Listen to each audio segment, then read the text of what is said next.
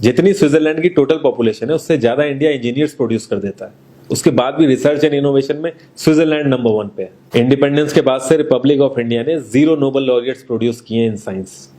USA ने 100+ कर दिए। ASER की रिपोर्ट के हिसाब से 83% एजुकेटेड इंडियंस एम्प्लॉयबल ही नहीं है।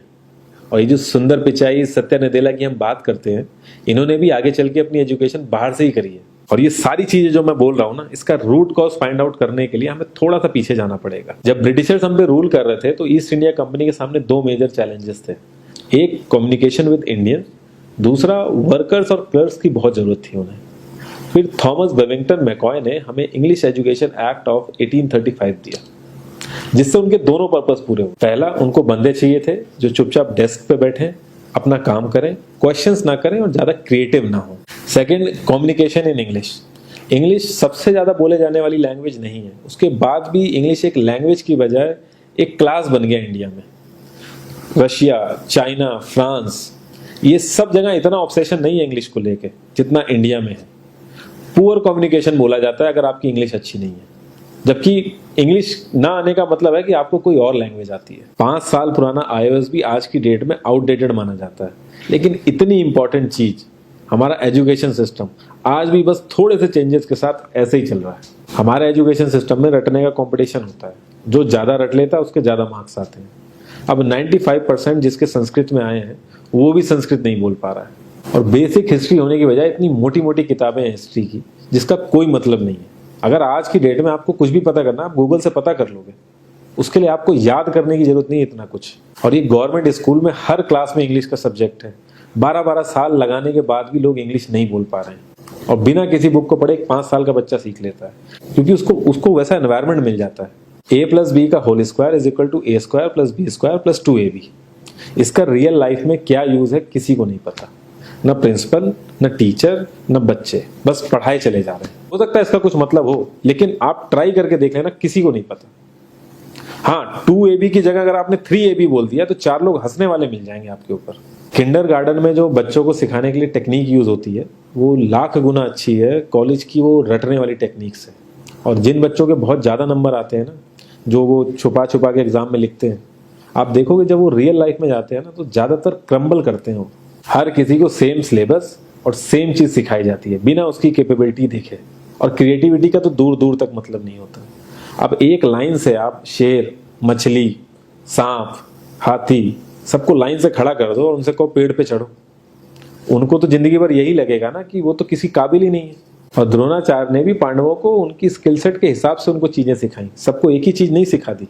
और हमारे एजुकेशन सिस्टम में ज्यादा ऑप्शंस भी नहीं है। सबसे ऊपर साइंस, फिर कॉमर्स, और सबसे नीचे जाके कहीं नंबर आता है आर्ट्स का। आर्ट्स लेने वाले को तो लोग इतना हल्के में लेते हैं जैसे वो किसी काम का ही नहीं है। हर माँ बाप को तो इंजीनियर या डॉक्टर ही बनाना है। कॉलेज वाले अगर एक्स्ट्रा कोर्स रख भी देते हैं तो माँ बाप एंट्री नहीं कराएंगे, तो वो सारा पैसा बर्बाद होगा कॉलेज का। तो ऑप्शंस कहाँ से आएंगे? और बचपन से ही आपकी ट्रेनिंग स्टार्ट हो जाती है।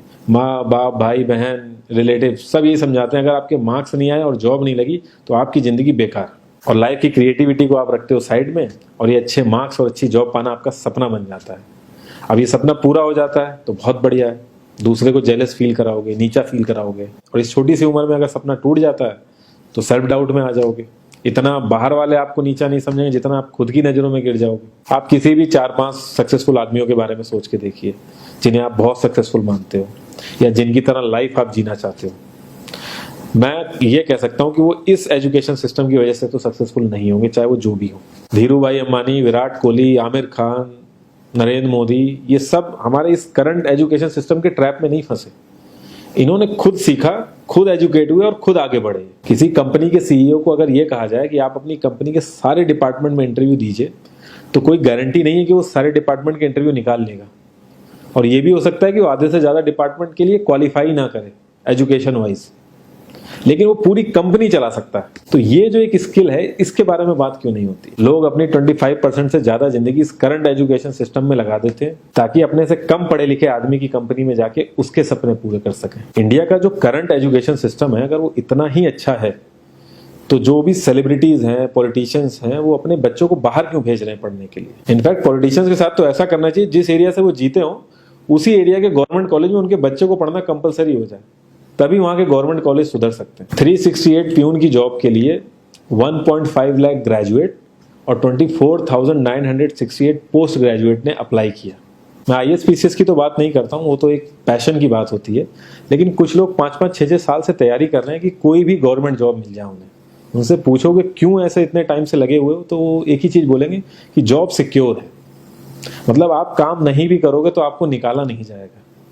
ये सारी कामचोरी वाली बातें माइंड में इसीलिए आती हैं क्योंकि हमारा जो करंट एजुकेशन सिस्टम है वो इतना कॉन्फिडेंस ही नहीं देता है कि हम अपनी स्किल के दम पे कहीं जाके काम करें और हमें निकलने का डर ना हो। मैं आने वाले 10 साल की तो बात ही नहीं कर रहा हूँ, अगर मैं आने वाले 5 साल की भी बात करूँ तो टेक्नोलॉजीज में इतना ज़्यादा चेंजेस आ जाएगा कि जो आज हम पढ़ रहे हैं, जिस स्किल पे हम फोकस कर रहे हैं, पता नहीं वो रेलेवेंट भी होगी कि नहीं उस समय। Cloud computing, SEO, digital marketing, ये सब जॉब्स पहले एग्जिस्ट ही नहीं करती थी। हम लोगों को एजाइल होना पड़ेगा, नई नई चीज़ों को सीखने के लिए ओपन रहना पड़ेगा, क्रिएटिव माइंड लगाना पड़ेगा।